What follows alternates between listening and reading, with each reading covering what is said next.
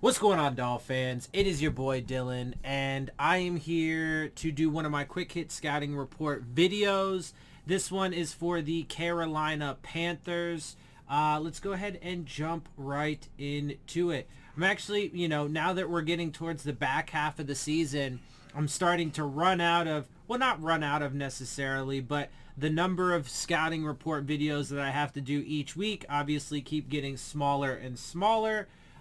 So there's less and less to do as the season goes on. I'm going to have to try and find some other things to fill content with.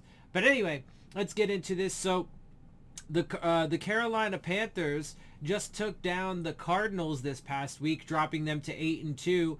Carolina moves up to 5-5 on the season, and they absolutely kicked the shit out of the Panthers. Now, once we get to the league standings, you'll see they're not great on offense. They definitely looked better this past week than they have almost at any point. Prior to that, except for I guess maybe the first couple weeks they looked pretty good, but they've looked a lot. They looked a lot better in this past game than they have in recent weeks. Obviously, Cam Newton's there, so that adds a different element to this team. I'm not particularly worried about the offense. It's the defense that scares me, but we'll get to that in a minute. So let's go ahead and start with team statistics. So Carolina had 341 total yards, only allowing 169. They had 175 through the air, allowing 104. They had 166 on the ground, allowing 65. Carolina was 4.9 yards per play, 3.2 for Arizona. Both teams lost a fumble, and both teams threw an interception. Let's see. Carolina didn't let up any sacks, but they did get 4. Carolina was 46% on third down, allowing only 30%. The Panthers had the ball for 37-42 and only allowed Arizona to have it for 22-18. Carolina had 9 penalties. Arizona had 4. Also, by the way, Kyler Murray didn't play in this game because he is nursing an injury. But I think he should be back soon, like maybe this next week. Anyway, so let's take a look at the Cardinals. So Colt McCoy started the game. He went 11 for 20, 107 yards and an interception. Chris Streveler ends up coming in later in the game, threw 6 of 9 for 36 yards. Let's see. Rushing, James Conner led the way, 10 rushes, 39 yards for 1 touchdown and a 3.9 average. Eno Benjamin, 6 rushes, 22 yards and a 3.7.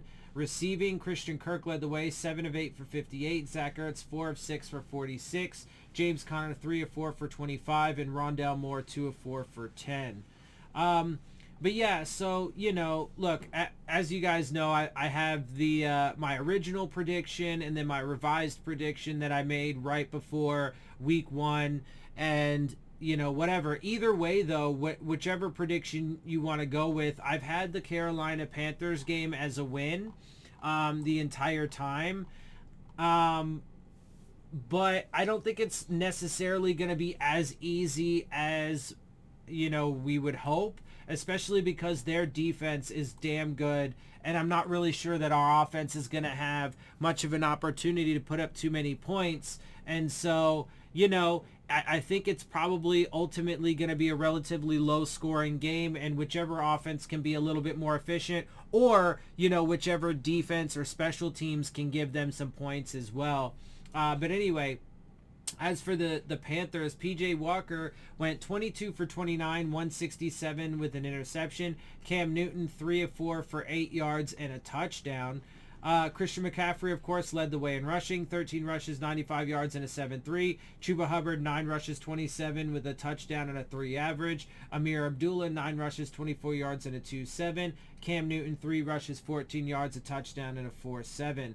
Receiving, Christian McCaffrey led the way there as well, 10 of 10 for 66. Robbie Anderson, 4 of 6, 37 to score. Amir Abdullah, 4 of 4 for 27. DJ Moore, 4 of 7 for 24. Brandon Zylstra, 2 of 2 for 18.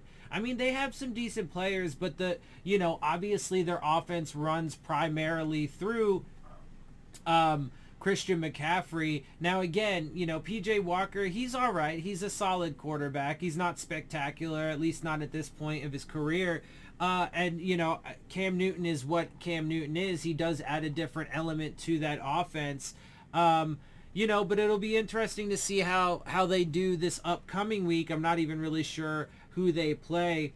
But and then we play the Panthers the following week. So we're coming up close to this game.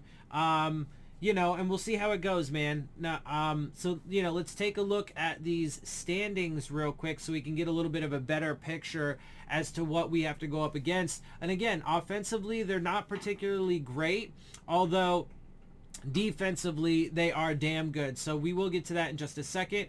Offensively, they currently have 3,209 total yards, which is 20th in the league, 320.9 per game, which is 27th. They have played 10 games to this point.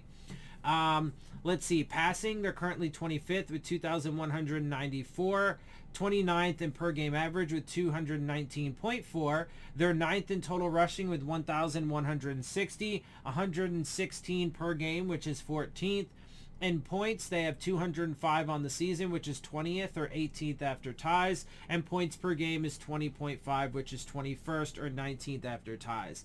Third down percentage on offense, they're actually not very good on the offensive side of the ball. Again, though, they're not particularly great on offense, although I think, still a number of these categories, they're probably still better than us. They definitely are better than us in rushing. But they're 25th in third down percentage at 36.2%.